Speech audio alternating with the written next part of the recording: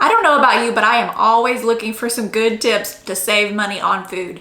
Food prices are rising, so I am interested in frugal meal ideas. So today on Money Article Monday, we are going to discuss 7 frugal cooking tips from the Great Depression. Let's see if we can learn something we haven't already heard. But before we get started, my name is Jennifer. If you're new, I make videos about saving money. I am also documenting our journey to paying off our mortgage by the year of 2024 and being financially independent. If you want to follow along on that journey, make sure you bookmark this channel by clicking that subscribe button. The article for today comes from GracefulLittleHoneybee.com. So I think this is a blogger, and I briefly checked out her site, and it looks like she's got some interesting things on here. What I do on Money Article Monday is I pick a blog or an article that might be interesting, where we might learn something new, and we just kind of chat about it and go through it. As always, these are my opinions, and oftentimes if on a blog or an article, that's the other person's opinion as well. We are all welcome and entitled to our different opinions. So 7 frugal cooking tips from the Great Depression.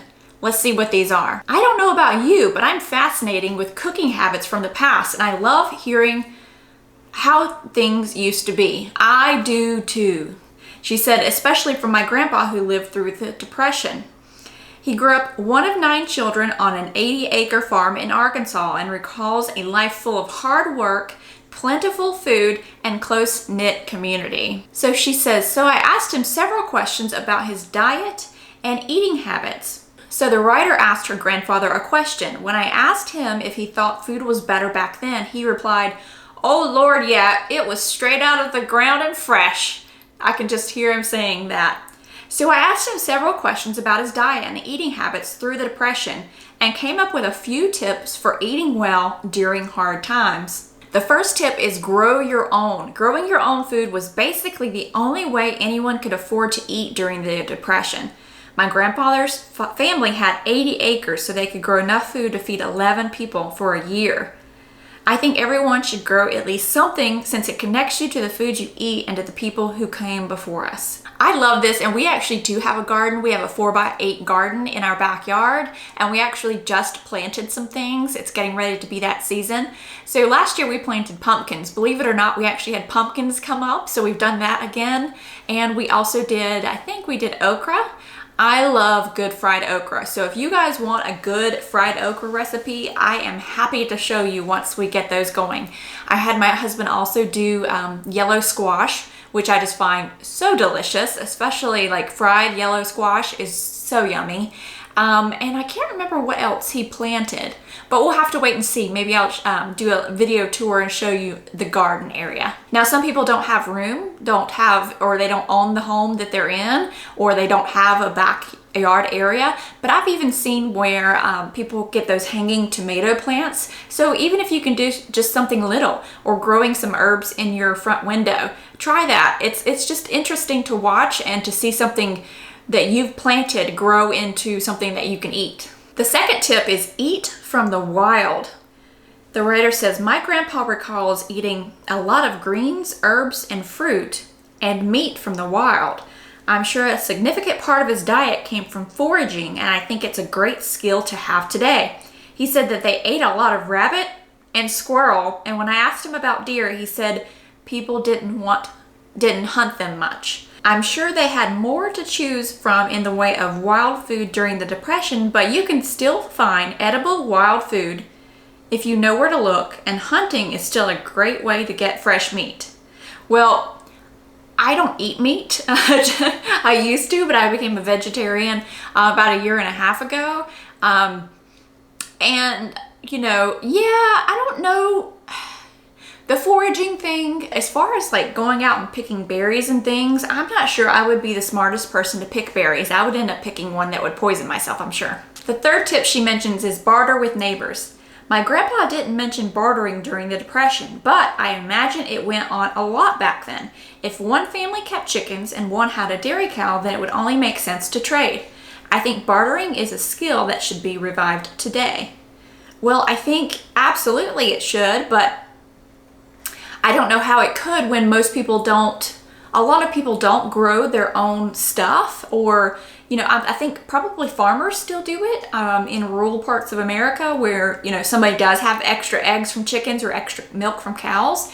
But here, you know, in the suburban areas and cities, what happens most of the time for us is if we produce too much in a garden, which a garden, believe it or not, can produce a lot of food, even a smaller one, and that may produce so much food that you can't even actually eat all of it. So what happens is you end up just giving it to your neighbors, which I think is always a great gesture. The fourth tip, she says, is use what is available to you. When talking about the Depression, the main theme was to make the most of what you had. My grandpa said they didn't eat beef because they didn't have enough pasture to keep cows, but they ate a lot of pork and chicken because they raised them themselves.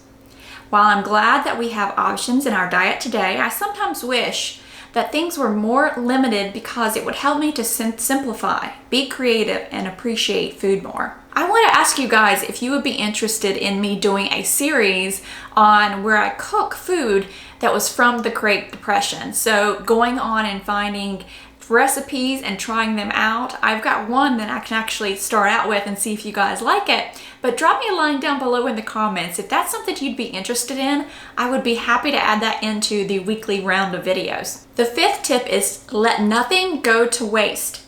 When times are hard, you make the most of what you have, which means nothing is wasted. Wastefulness was probably somewhat of a dirty word during the Depression because resources were so scarce. I imagine if somebody, like a kid, tried to throw something out with like their dinner without eating it all, I imagine that some parents probably got mad during that time. Everything was used and reused, and all scraps were fed to the animals or composted in for the garden. Considering the average American wastes a quarter of their food per year. So yeah, this is what we've talked about, several of our frugal tips that we've discussed on my channel, you know, taking scrap vegetables and making a stock, taking almost wilted or like, you know, soft fruits and making smoothies or muffins out of them, taking everything and just not wasting anything. The sixth tip is preserve everything. Now, this is not something I have ever done. I remember my mom preserving some things, but I have never preserved anything. I don't know how to do it, or even if I would like the food coming out of it. I don't like pickles. Does that, I mean, that's kind of preserved, right? But if you guys have any tips on preserving, let me know if there's something that's easy that I can start out with. When you can't go to the store, you learn to make use of anything you can get. During the Depression, women used to can anything and everything, including fruit, vegetables, meat, and lard. I think it would serve us well to think in this manner today and to try to make the most of what comes our way by preserving it. The seventh tip is one of my favorites. It's eat lots of corn and potatoes. Yes, I would love to eat lots of potatoes. I am a potato lover, would be probably an understatement. The writer says, my grandpa said they ate fried potatoes 3 times a day all year long because they were filling and cheap. Fried potatoes? Okay, you guys want a recipe? Oh, I can't make them like my mom does. My mom makes fried potatoes and somehow she cooks them. They get that crusty, like some of them are a little smushed, but they get that nice crust on just some of them. Oh my gosh, I can't even. Nowadays, I put in some onions in there, and I'll even take yellow squash and cook it in there because my husband doesn't like yellow squash on its own, but he will eat it if it's in fried potatoes. The writer says they also grew their own corn and ground 100 pounds of it per week to make cornmeal. That's another thing we planted. We planted tomatoes and corn. We've never planted corn, so some of this is just for experimental purposes. Let's see what happens, but my daughter loves a good corn on the cob. The writer says these cheap filling staples are what sustained them and kept them going through hard times. These 2 food items have a bad rap today, but I'm of the opinion that if it comes out of the ground, then it's probably full of nutrients and is way better for us than anything processed. I can tell you right now, I eat a lot of potatoes. I will eat potatoes several times a day. What happens is where people say that they make you gain weight and they're not good for you, potatoes, it's what you cook it in. So if you cook it in a lot of oil and fat and grease, yeah, or you put a lot of cheese or sour cream or butter on top, it's not going to be good for you. Nothing would be good. If you put a bunch of stuff like that on top of celery, it's probably not going to be good for you either. So I really enjoyed this article. I thought it was good just to kind of refresh of what Great Depression era tips are. So again, if you are interested in me doing a series on where I do some baking or cooking from Great Depression recipes, let me know down in the comments below. If you enjoyed this video, make sure you give it a thumbs up and don't forget to subscribe to my channel. I would love to have you back for more videos.